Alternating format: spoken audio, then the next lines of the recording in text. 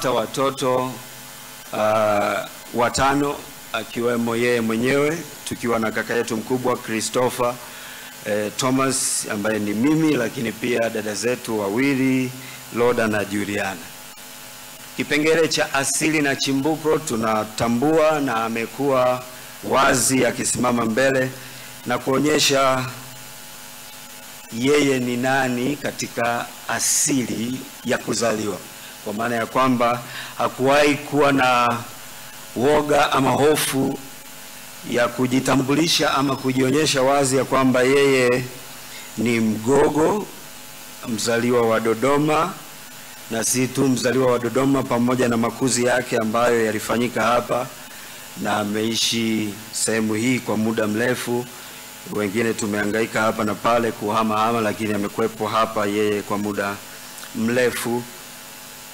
Na kuhusiana na majina yake, tunajua huko nyuma alifahamika hapa Dodoma akianza kazi zake kama MC Manu, akifupisha ile Emmanuel, lakini pia wengi ambao wanamfahamu ameshawahi kujiita Angelo wa Dodoma na majina mengine yasiyo fahamika sana, lakini tunajua jina la hapa mwishoni amejulikana kama MC Pilipili, akijizungumzia pia kama MC wa taifa, tukiona maono zaidi ya yale aliyokuwa nayo hata zamani akijiita tu ni Angelo wa Dodoma, lakini Mungu aliweza kumfungulia maono zaidi na aliweza kumuinua zaidi na zaidi.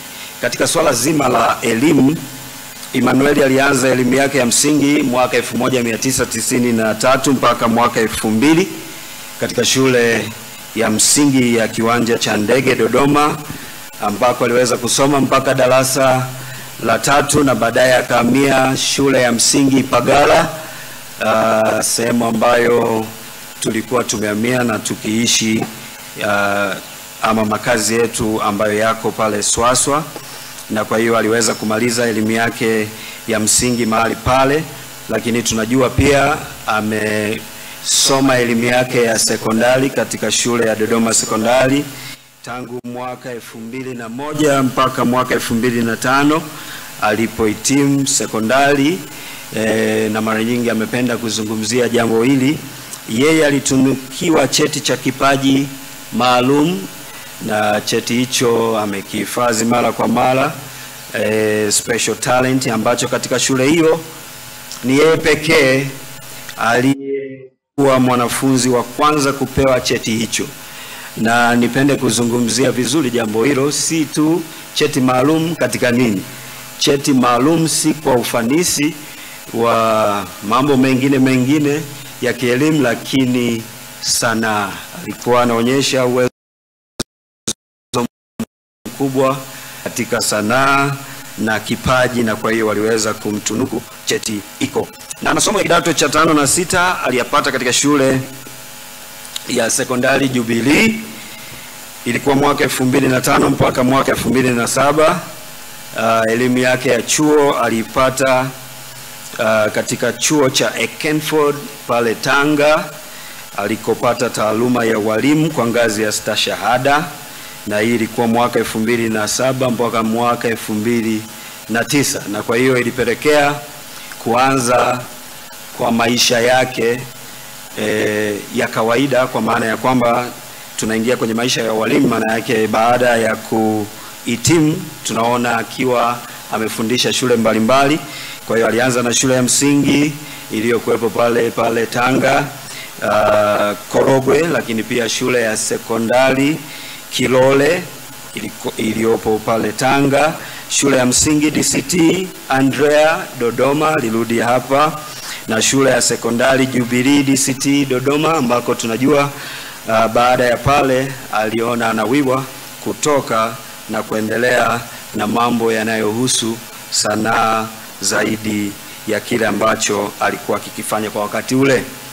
Maisha ya kiroho, kwa asili ni Mkristo, na tuoni aibu yoyote kusema ya kwamba alikuwa ameokoka na kubatizwa katika kanisa la Bible Baptist Church tangu akiwa mtoto, na yamekuwa maisha yetu hivyo. Alipenda mambo ya kanisa ama mambo ya kiroho. Pia alipenda sana maigizo, uimbaji na uchoraji. Na mimi kwa sababu nilikuwa namfuatia, alikuwa kama role model kwenye maisha yangu. Kwa hiyo mara nyingi nilikuwa naigiliza anachokifanya. Niliweza kufanikiwa kwenye uchoraji kwa sehemu, kwa sababu alikuwa anachora na kupenda sana hizo. Nikajaribu kuigiza mambo ya uimbaji, nilifanikiwa na sikuweza kufanikiwa zaidi na zaidi. Lakini maigizo na vitu kama hivyo, uchekeshaji, kwa sababu ilianza huko chini, sikuweza kabisa.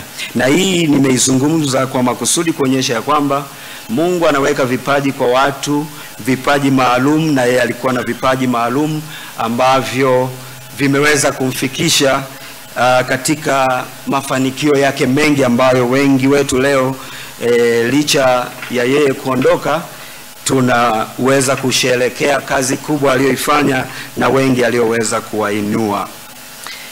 Sasa tukiendelea katika jambo hilo la maisha yake ya kiroho, tunaweza kusema kwa muda mwingi yeye, mchungaji na hata mimi, maisha yetu kwa ujumla yalikuwa ni maisha ya kanisani, kwa maana ya kwamba huduma na mambo kama hayo, na yeye alitumia sana muda wake vivyo hivyo kwa mambo ya kanisa, na anapenda kuzungumzia jambo hili na tumeona ni vyema kulitaja.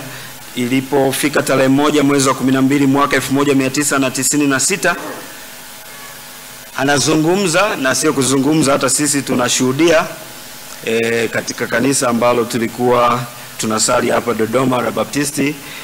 Nyakati hizo aliweza kutunukiwa cheti cha mtoto wa nuru, ambacho tunakiita cheti maalum, ambacho kilikuwa kinatolewa kwa watu wenye kitu cha kimungu, jitihada fulani fulani, inawezekana ni kukariri mistari na vitu kama hivyo. Yeye aliweza kufanikiwa katika jambo hilo, na ukichunguza alikuwa na umri mdogo sana kwa wakati huo.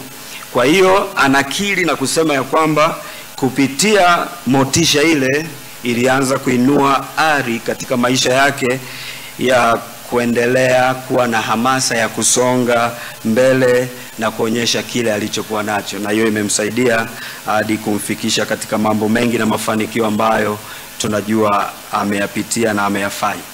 Katika kipengele cha uneni,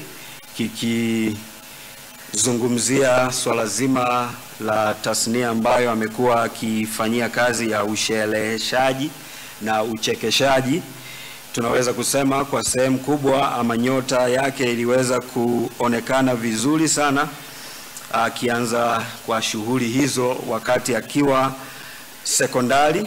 Tunaona